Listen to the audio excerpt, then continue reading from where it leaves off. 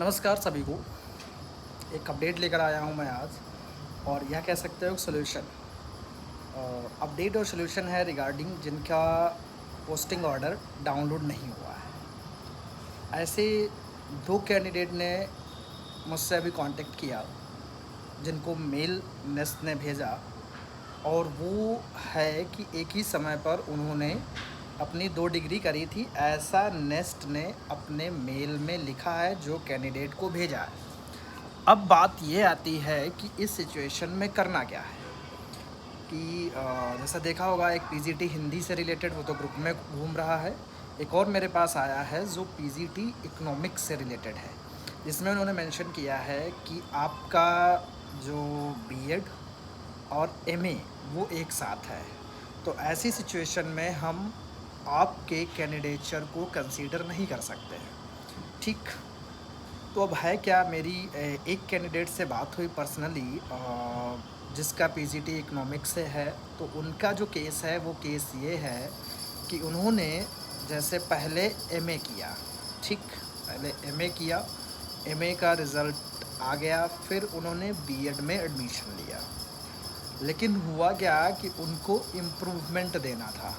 उनका एक सेमेस्टर में उनको नंबर इम्प्रूवमेंट और बैक पेपर दोनों में डिफरेंस होता है। यहाँ पे मैं बताना चाहता हूँ, इम्प्रूवमेंट आप अपनी इच्छा अनुसार देते हैं। किसी भी पेपर में, किसी भी सब्जेक्ट में अगर नंबर कम है तो हम क्या करते हैं, इम्प्रूवमेंट देते हैं। और बैक पेपर कब होता है, जब हम पास ही नहीं होते। जैसे किसी पेपर में पासिंग मार्क्स चाहिए 40 और 40 है नहीं हमारे, तो वो बैक आ जाती है। तो बैक कंपलसरी हमें देना होता। इम्प्रूवमेंट हमारी मर्ज़ी पर है, हम अगर अपने नंबर बढ़वाना चाहते हैं तो हम देते हैं। तो यहाँ पे मैं बताना चाहूँगा, अगर ऐसी कंडीशन में आपने इम्प्रूवमेंट दिया है, जैसे मान लो मैं अगर अभी बात करूँ, किसी की डिग्री एमए की 2020 में उसका फ़ाइनल वो पास हो गया। ठीक, 2020 में उसका रिज़ल्ट आया, फाइनली वो पास हो गया। लेकिन उसे लगा कि उसके एक पेपर में नंबर कम हैं, जिसको अगर वो चाहे अपना परसेंटेज बढ़ाने के लिए तो वो दे सकता है। तो वो इम्प्रूवमेंट भरेगा। ठीक है। तो इम्प्रूवमेंट, और उधर वो एमए पास था, उसने बीएड में एडमिशन ले लिया। उधर बीएड का एडमिशन चल रहा था, इधर उसने इम्प्रूवमेंट भर दिया। इम्प्रूवमेंट भरने से क्या हुआ कि उसने बीएड उधर चल रहा था, उसी के साथ साथ उसने इम्प्रूवमेंट दिया। ठीक है। यानी 1 साल बाद, 6 महीने बाद जब भी एग्ज़ाम हो इम्प्रूवमेंट का, तो उसने इम्प्रूवमेंट दिया। अब इम्प्रूवमेंट का जब रिज़ल्ट आता है तो हमारी मार्कशीट दूसरी आती है। जैसे कि हमने पास कर लिया, वो एग्ज़ाम था 20 में, लेकिन अब 1 साल बाद अगर इम्प्रूवमेंट का एग्ज़ाम हुआ, 6 महीने बाद हुआ, तो अब जो मार्कशीट आएगी वो 6 महीने मिनिमम या 1 साल बाद आएगी। यानी मार्कशीट मोटा मोटा मान लें 2021 में आ गई। इधर 2020 में उसने बीएड में एडमिशन ले रखा था, तो बीएड उसका कंप्लीट हुआ 2022 में, और उसने जो इम्प्रूवमेंट की मार्कशीट उसके पास आई 2021 की। लेकिन उसका चूँकि एमए क्वालिफाइड था 2020 में ही, तो इस कंडीशन में 2021 की इम्प्रूवमेंट वाली मार्कशीट उसके पास एमए की है, 2022 में बीएड कंप्लीट हुआ। तो नेक्स्ट को ये कन्फ्यूज़न हुआ कि आपने 2021 में एमए किया और 2022 में आपने बीएड किया, जो कि संभव नहीं है। ठीक है, क्योंकि अब बीएड 2 साल का है। यही अगर उल्टा कर दो कि जैसे मान लो किसी ने बीएड पहले किया, मान लो बीएड 2015 से पहले 1 ही साल का होता था, उसने 1 साल ही बीएड किया और फिर उसने एमए में एडमिशन ले लिया। ठीक। यही अगर उल्टा केस देख लें तो 2020 में उसने एमए कर लिया, सॉरी 2020 में उसने बीएड कर लिया, भले 1 साल का हो, 2 साल का, कुछ भी हो। फिर अब ये तो सभी को पता है, पीजी 2 ही साल का होता है। वो अनंत काल से चलता आया है कि मास्टर की डिग्री 2 साल की ही होती है।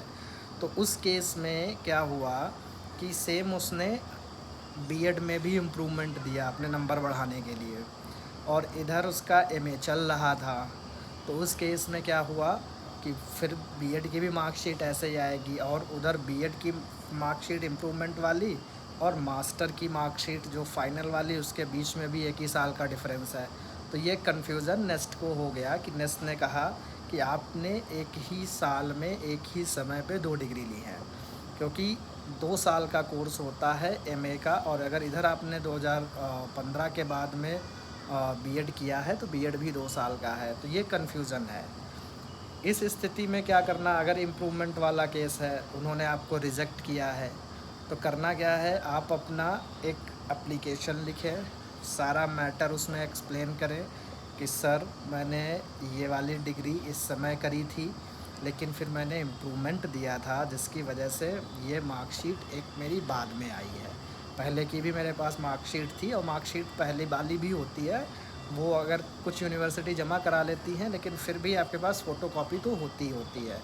वो आप लगा के, सारे डॉक्यूमेंट लगा के स्पीड पोस्ट कर दें एक एप्लीकेशन के साथ लिखकर, और मेल भी कर दें। मेल भले ही वो ना कंसीडर करें, आप जब स्पीड पोस्ट भेजेंगे, और उन्होंने एक कोड जारी किया है जिनको मेल भेजा है, तो आप कोड ज़रूर लिखें।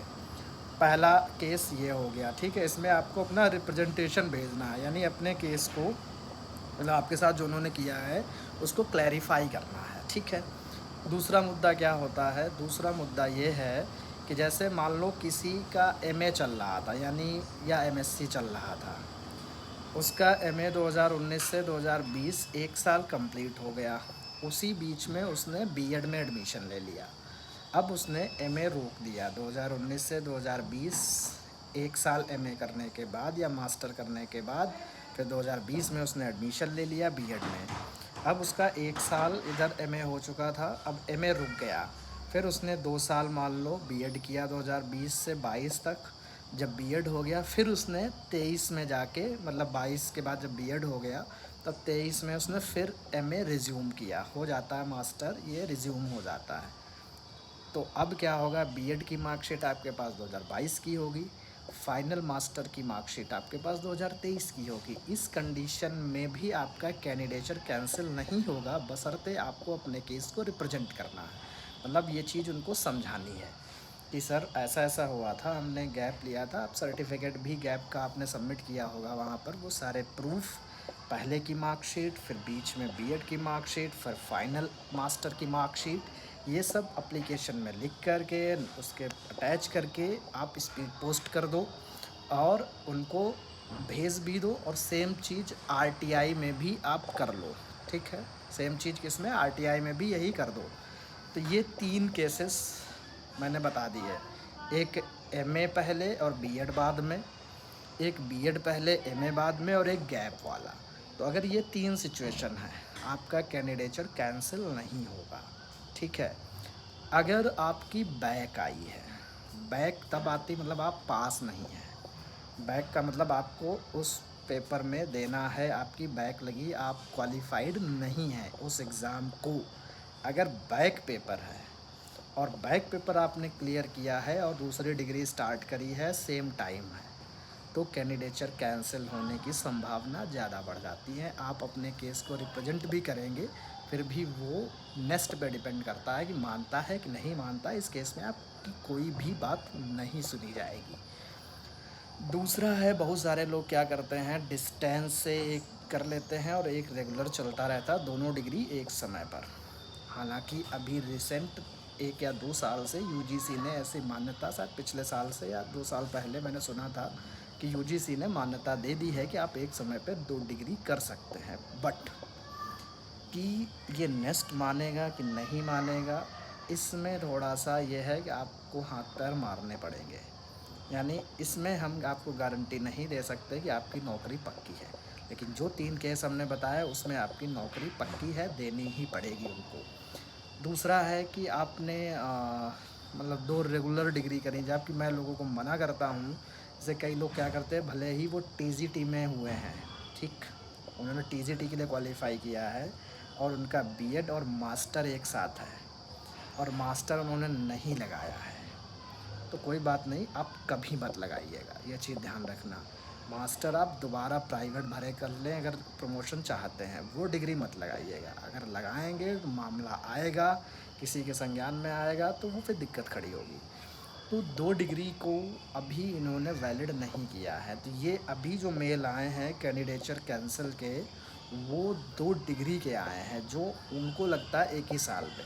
अब यहाँ पर उनको अगर लग रहा है कि आपने एक साथ किए हैं क्यों, और आपको पता है कि आपने एक साथ नहीं किए हैं, जो 3 केस मैंने बताए हैं ये 3 केस हैं, तो आप अपने केस को रिप्रेजेंट करिए। केस को रिप्रेजेंट का मतलब कोर्ट केस नहीं करना है, मतलब ये है आप मेल के थ्रू सारे डॉक्यूमेंट लगा कर के सारी एक एप्लीकेशन, जैसे कि कुछ लोगों ने क्या किया, वो सेम मेल रिप्लाई कर दिया, जैसे कि उन्होंने भेजा और उन्होंने लिख दिया और रिप्लाई कर दिया। प्रॉपर तरीका क्या है, एक एप्लीकेशन लिखिए आप, उसमें अपनी बात को लिखिए पूरा कि सर मेरा इसी साल मैंने फर्स्ट ईयर किया था, बीच में हमने गैप ले लिया था, बीएड करने लगा था, फिर मैंने बाद में फिर मास्टर रिज्यूम किया था, या मेरा इम्प्रूवमेंट था, मैंने इम्प्रूवमेंट दिया था, या जो भी सिचुएशन है आप उसमें लिखिए सारी चीज़ें, और सारी मार्कशीट लगाइए पीछे, सारी मार्कशीट मतलब एमए की, बीएड की, जो भी हो, फर्स्ट ईयर सेकेंड ईयर जो भी हो, सब लगा के फिर मेल लिखिए उनको, और मेल में उसकी पीडीएफ बना लीजिए डॉक्यूमेंट की विद एप्लीकेशन,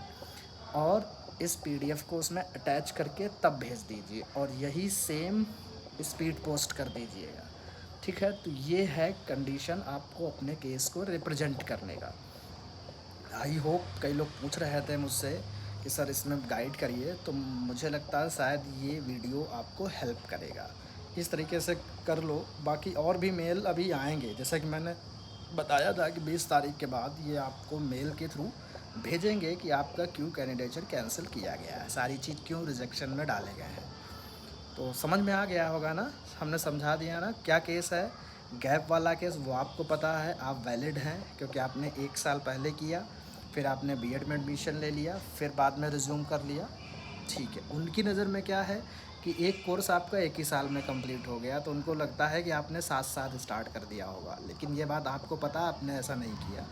फिर दूसरा इम्प्रूवमेंट के केस में, क्योंकि उन्होंने मार्कशीट देखी, मार्कशीट आपकी उसमें प्रिंट देखी कि ये मार्कशीट इस ईयर की है, तो उस केस में भी आप सही हैं। बैक पेपर है तो उसमें थोड़ी दिक्कत है, क्योंकि बैक पेपर बैक अगर किसी की आती है तो इट मीन्स उसका एग्ज़ाम क्लियर नहीं है। तो ये सिचुएशन है, आप लोग देख लो अपने हिसाब से। स्पीड पोस्ट ज़रूर कर दो, फाइल बना लो, उसको अटैच करके मेल कर दो।